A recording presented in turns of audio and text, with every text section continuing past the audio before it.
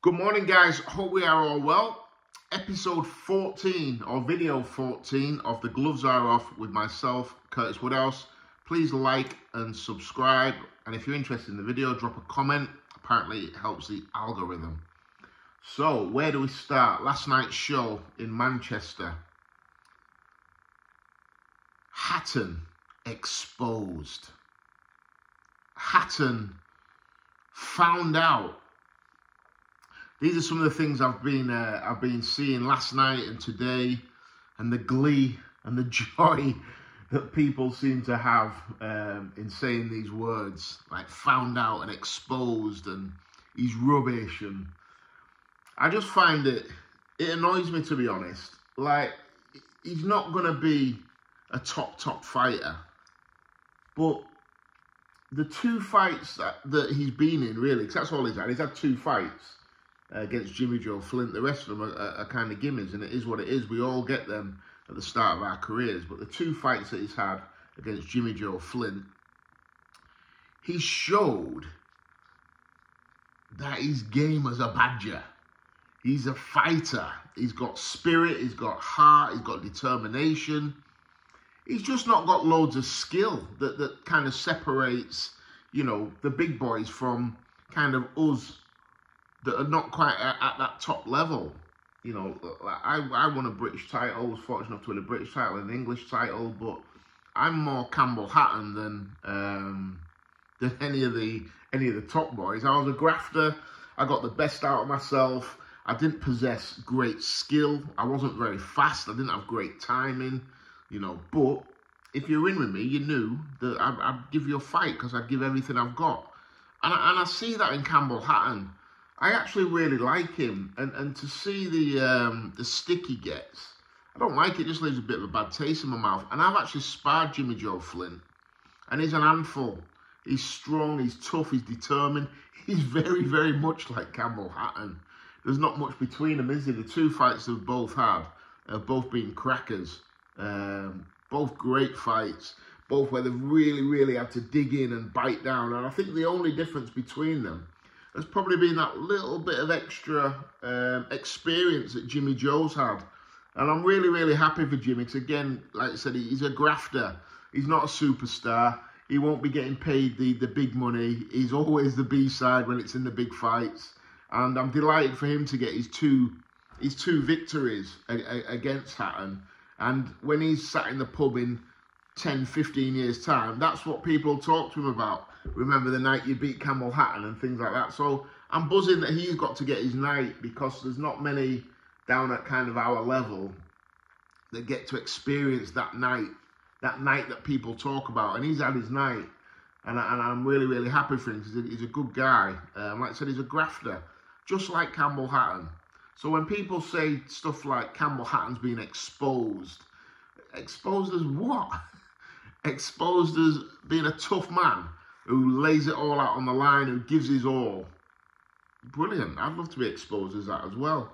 I think people just need to be, I mean, I don't want to sound like a hippie, because I'm certainly not, but just maybe a little bit more educated in what they're talking about. You know, he's gone in there and given his all. He's left his uncle to go and train with somebody else, which shows, and his uncle Matthew, they've done a brilliant job together, but it showed that he's really determined to get the most out of himself. He thought he could find the extra 5% by going somewhere else, so he uprooted. He's gone, I think they train down in Essex, don't they?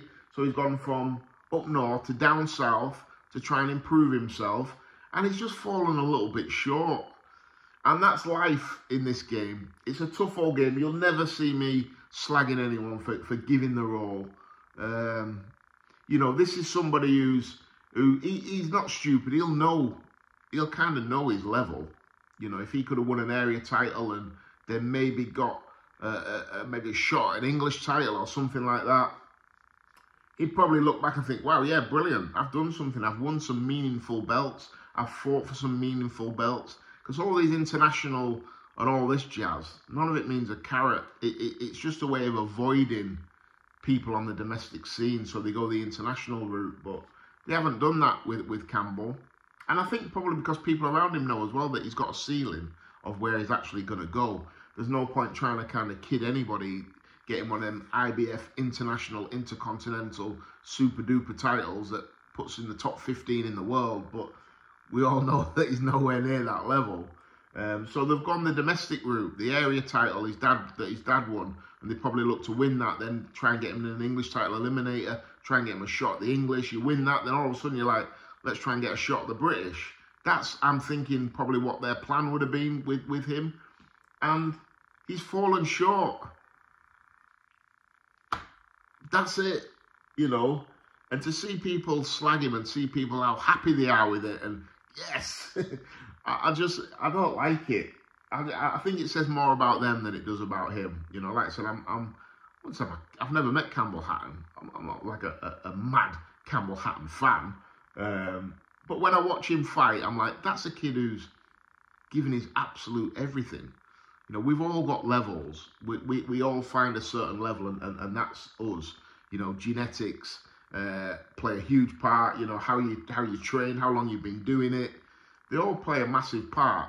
And Campbell Hatton is at a certain level. But the level he's at, you know that that's his maximum level that he's operating at, because there's no shortcuts. You know, he's a grafter. He puts it in. He's dedicated. He wants to do well in the sport. So when you find a level that's you, then that's you. No excuses and no regrets. He's given it his all, and he's just come up short, area title level. He could probably still win an area title. I actually think Jimmy Joe Flint is above area title level. So there's no shame. I don't like it. It leaves me a bit, like I said earlier, it leaves a bit of a bad taste in my mouth. The pylon. Like I said, he's lost. I've sparred Jimmy Joe, and he's an handful, mate. I remember when I retired and I came back. I think I'd been retired for 2 years, and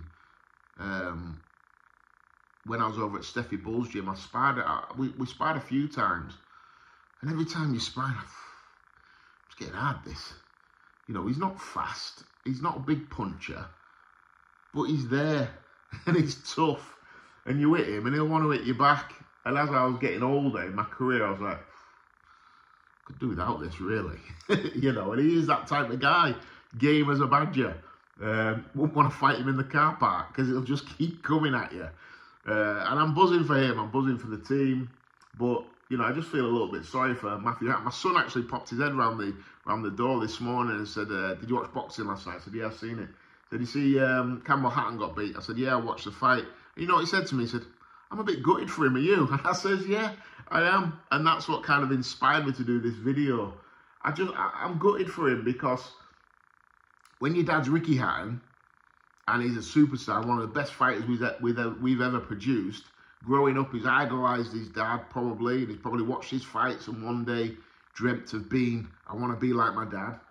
And unfortunately, he's not reached that level. You know, this isn't a kid who's kind of disappeared, had a couple of bad nights, disappeared, and all of a sudden come back bigger, stronger, faster, and then failed drug test after drug test, is it? This is a kid who's doing it the proper way. Let's find out how good I am. Let me do it honest and clean, and let me find out. And I think he can win an area title. Going above area title level, can he win an English or a British? I'd say no. But there's a lot of proud owners of area titles. I never boxed for an area title fight. And the reason why, is the reason why. John Fuchs at the time was the Central Area champion at either light welter or welter, I can't remember what it was. And I was begging my coach and manager at the time, Dave Caldwell, for that fight. Please, get me John Fuchs. Can't punch. I'll walk straight through him. I was like, make that fight. I'm desperate. I want to fight for the area title. And Dave said, no. He said, you don't need to be boxing John Fuchs for the area title. This kid was a good amateur. Beat Kell Brook as an amateur. And I'm like, I don't care, can't punch. I'll just steam him, walk straight through him. Anyway, the fight never got made because the people around me kind of swerved me away from it. A couple of years later, I stopped training with Dave Caldwell and moved to Glyn Rhodes, who trained John Fuchs. I've been in the gym a week and preparing for a fight, and John Fuchs was in there. And me and Fuchs get on great. I spoke to him the other day, actually. Our kids spar with each other.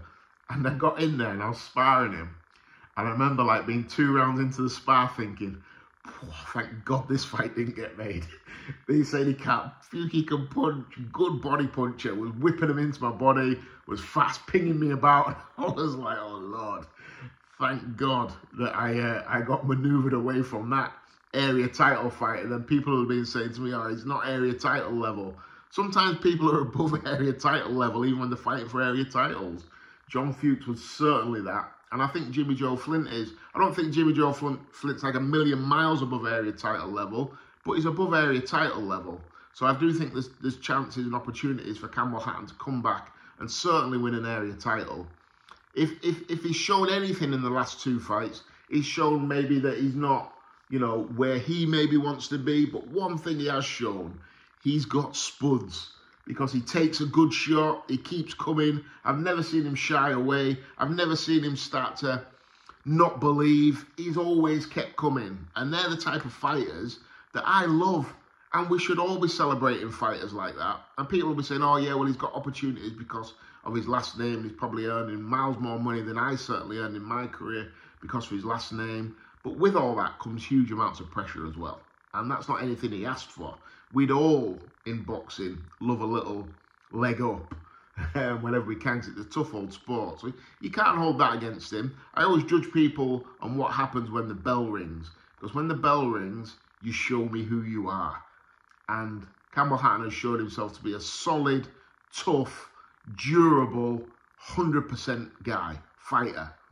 And they're the type of people I always, when I look at them, I'm not going to take my hat off to show you my hair, but I always just tip my hat because I'm like, yeah, you're about it. You're a fighter.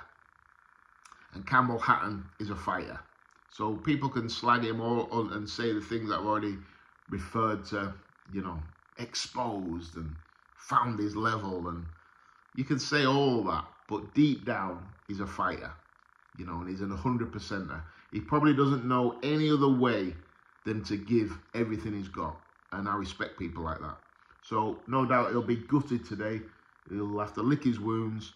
Not sure what Matchroom will do with him. But he'll find a way, you know, because he is exciting. If I was a promoter, even if it's off TV, on the local Manchester shows, you know, Steve Wood's putting shows on all the time in Manchester. Get him back, 3 or 4 fights, 3 or 4 wins, get him back, chuck him back in for an area title again. It's definitely not out of his reach. And hopefully last night or the last 2 defeats he's had don't break him, don't break his spirit, and we get to see him back. Because I enjoy watching him fight. Like I said, his last 2 fights that he's had have been absolute barnstormers. So keep going, keep your head up, Campbell. This is the game we're in. And Jimmy Joe Flint, great performance, great win. Hopefully he gets some more opportunities on Matchroom and can go make himself a few quid, and he can bask in the glory. And like I said, when he's in the pub, people will sit next to him and say, hey Jimmy, remember when them 2 fights with Campbell Hatton? So he's got his moment, and I love that. I'm all about the little guys in boxing, you know, the ones that we're not the superstars, we're not earning the big dough, but they've got hearts the size of buckets. And Campbell Hatton and Jimmy Joe Flint have absolutely got that. So well done, boys.